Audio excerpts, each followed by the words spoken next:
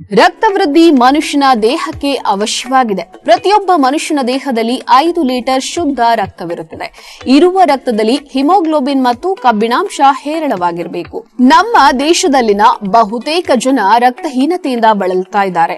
ಪೌಷ್ಟಿಕಾಂಶ ಆಹಾರದ ಕೊರತೆಯಿಂದ ರಕ್ತಹೀನತೆ ಸಮಸ್ಯೆ ಉಂಟಾಗುತ್ತದೆ. ಸ್ವಲ್ಪ ಕೆಲಸ ಮಾಡಿದ್ರೂ ಸುಸ್ತಾಗುವುದು, ಮೈ ಬೆವರುವುದು, ತಲೆನೋವು, ತಲೆ ಸುತ್ತು ಬರುವುದು, ದೇಹಾಲಸ್ಯ, ಕೆಲಸದಲ್ಲಿ ಉತ್ಸಾಹ ಕೂಡ ಇರುವುದಿಲ್ಲ, ಯಾವುದೇ ವಿಷಯದಲ್ಲಿ ಆಸಕ್ತಿ ಇಲ್ಲದಿರುವುದು ಇವೆಲ್ಲ ರಕ್ತಹೀನತೆಯ ಲಕ್ಷಣಗಳು. ಸರಿಯಾದ ಪ್ರಮಾಣದಲ್ಲಿ ಶುದ್ಧ ರಕ್ತ ಇಲ್ಲದಿದ್ದರೆ ರೋಗ ನಿರೋಧಕ ಶಕ್ತಿ ಕಡಿಮೆಯಾಗಿ ನಾವು ಬಹುಬೇಗ ಕಾಯಿಲೆಗಳಿಗೆ ಈಡಾಗುತ್ತೇವೆ. ಆದ್ದರಿಂದ ದೇಹದಲ್ಲಿ ಸರಿಯಾದ ಪ್ರಮಾಣದಲ್ಲಿ ರಕ್ತವನ್ನ ವೃದ್ಧಿಸಿಕೊಳ್ಳಬೇಕು. ರಕ್ತ ವೃದ್ಧಿಗಾಗಿ ನಾವು ಆಹಾರದಲ್ಲಿ ದಾಳಿಂಬೆ ಹಣ್ಣು, ಖರ್ಜೂರ, ಗೋಡಂಬಿ, ಸೇಬು ಮುಂತಾದ ಹಣ್ಣುಗಳನ್ನ ಸೇವಿಸಬೇಕು. ತರಕಾರಿಗಳಲ್ಲಿ ನಾವು ಬೀಟ್ರೂಟ್, ನುಗ್ಗೆ ಸೊಪ್ಪು, ಪಾಲಕ್ ಸೊಪ್ಪು ಉಪಯೋಗಿಸಬೇಕು.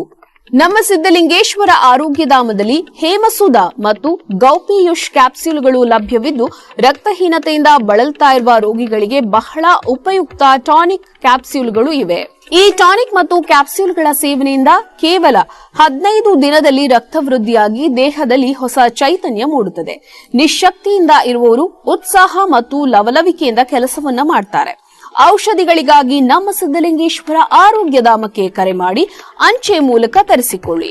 ನಮ್ಮ ದೂರವಾಣಿ ಸಂಖ್ಯೆ 8197885537.